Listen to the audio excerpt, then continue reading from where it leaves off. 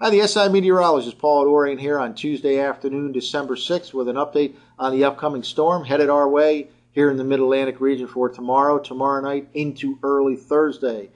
The storm looks like it'll produce a lot of rain around here, but then as cold air wraps in behind the storm, as it quickly races off to the north and east, snow should develop, the rain changing over to snow late tomorrow night and continuing for about a 4 to 6 hour period in and around the big cities of Washington, Philly, and New York, and I expect some accumulations in the range of about 1 to 3 inches in the immediate northern and western suburbs of D.C., Philly, and New York. And in the big cities themselves, there could be some accumulations of about an inch or less late tomorrow night, early Thursday. All of this could affect negatively the early morning rush hour on Thursday. By Thursday afternoon, the sun should come out as the storm quickly races off the New England coast. Here's the latest from the GFS 12Z model run, and in fact it is quite a significant storm headed our way. This is the precipitation total from the GFS model in the 24 hours from tomorrow morning to Thursday mornings. The purples generally are greater than 2 inches in total liquid equivalent precipitation, so quite an impressive storm here, now depicted by the GFS. It took a couple of days to kind of catch up to the NAM model, which had been predicting quite a bit of precipitation. Now the GFS model is on board with that, and again, a band of 2 inches or more right through the I-95 corridor, and much of this will be in the form of snow well north and west of the big cities, but even in and around the big cities, there should be about 1 to 3 inches by Thursday morning. Well, let's walk through the GFS model. Again, this is the very latest from 12Z, and now this is for 7 o'clock tomorrow evening, and the GFS model now has the storm itself at that time right around the North Carolina-Virginia border, which is what the NAM model had overnight last night. Now, at this time, there's still quite a bit of rain falling here. The front has passed, but there's still enough warm air here for it to be mostly in the form of rain right around the Mid-Atlantic region. Now, let's see what happens just a few hours later. This is the GFS forecast map for 6 hours later, about 1 o'clock in the morning, early Thursday morning. Now that storm 6 hours earlier was right around here over the North Carolina-Virginia border and is really moving quickly, but still dumping quite a bit of precipitation. In a 6 hour period, it moves from this position all the way to off the Long Island coastal area by early Thursday morning. Now notice quite a bit of precipitation is being generated by this storm, even though it is a fast mover, and colder air is wrapping in around the storm. One of the things I want to point out here is these dashed lines right here represent thickness lines. In this particular case, it's the thickness layer between two pressure levels at 500 millibars and 1,000 millibars. And in a nutshell, the less the thickness, the lower the thickness, the colder is the air, and it's been generally determined that the 540 thickness line, which is represented here by this first blue line,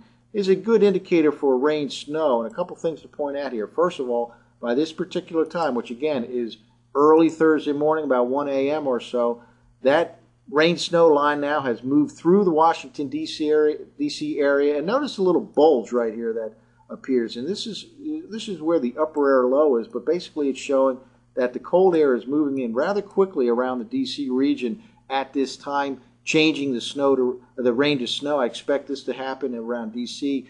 after 10 p.m. tomorrow night, between 10 p.m. and 1 a.m. early Thursday, maybe around 1 a.m. to 3 a.m. in Philadelphia overnight tomorrow night, and a little bit later than that, maybe 3 to 5 a.m. in the New York City region. But the fact that there's this little bulge here, as indicated by the GFS, is really indicating that colder air can wrap in quickly while there's still precipitation around here in the Mid-Atlantic region. Now here's the GFS forecast map for Thursday morning about 7 a.m. So this is another 6 hours. So we've seen the low itself race in a 12-hour period from about here to about here and then to about here in that 6 hour increments.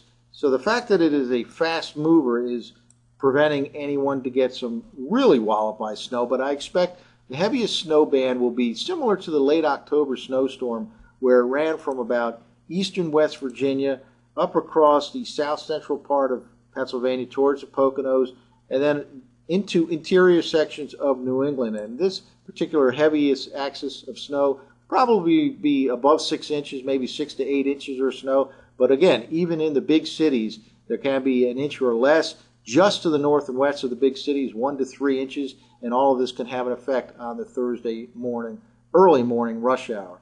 One of the things I wanted to point out here is the upper level map as depicted by the GFS. This is for tomorrow night, and this is a crucial part of this whole storm system and how the computer models have been handling it.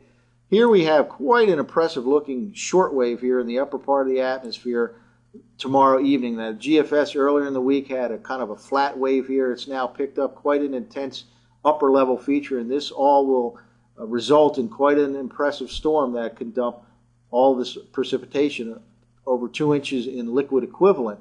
And this impressive upper level feature indicates the possibility of some thunderstorms to develop later in the day tomorrow into tomorrow night, maybe even after the colder air wraps around.